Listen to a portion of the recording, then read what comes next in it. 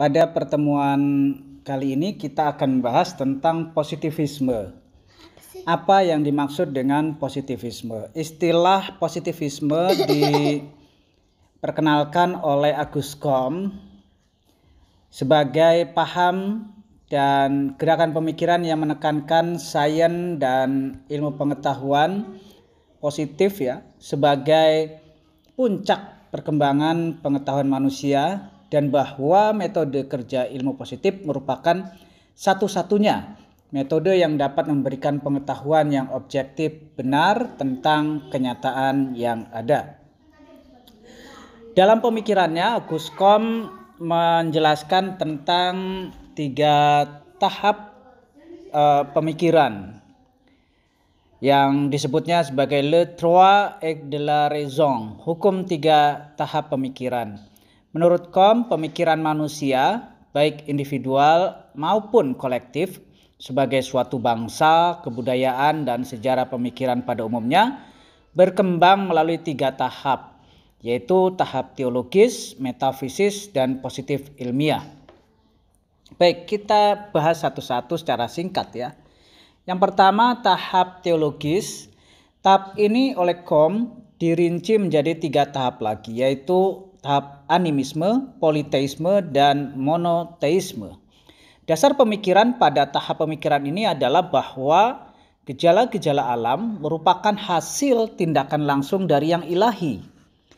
Pada tahap animisme, semua benda dianggap berjiwa, khususnya benda-benda yang dianggap sakral atau suci atau juga disebut keramat. Dalam tahap politeisme, dipercayai adanya banyak dewa di balik gejala-gejala alam. Akhirnya pada tahap ini adalah tahap monoteisme yang meyakini bahwa hanya ada satu kekuatan atau aktor ilahi tunggal di balik semua gejala alam. Itu yang disebut sebagai tahap teologis.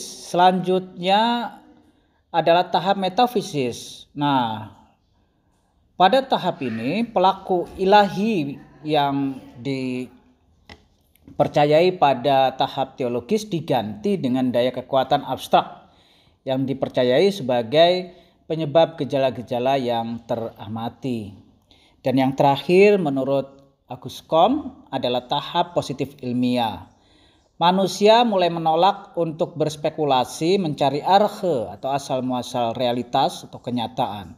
Pemikiran mulai terarah pada usaha menemukan hukum alam yang dapat menjelaskan gejala-gejala alam berdasarkan pengamatan indrawi dan penalaran.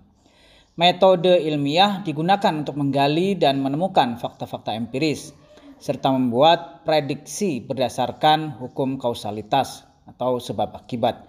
Menurut Comte, manusia mengetahui supaya siap untuk bertindak. Savoir pour prévoir. Sains memunculkan prediksi dan prediksi memunculkan aksi.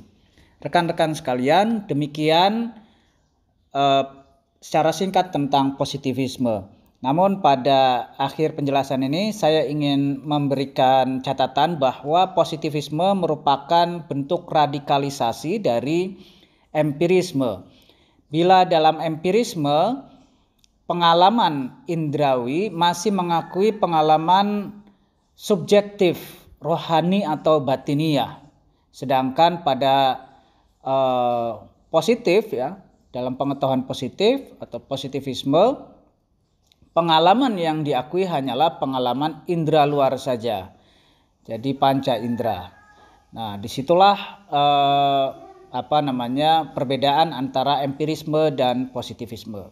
Selanjutnya positivisme ini nanti akan melahirkan satu pandangan yang problematis yang menjadi masalah di kemudian hari dan sampai saat ini, yaitu saintisme, yaitu bahwa hanya pengetahuan saintifik sajalah yang diakui sebagai kebenaran pengetahuan yang dapat disebut sebagai ilmu pengetahuan atau sains. Jadi sains adalah satu-satunya pengetahuan, sedangkan yang lain yang tidak mengikuti metode sains atau ilmu positif itu tidak akan diakui sebagai ilmu pengetahuan.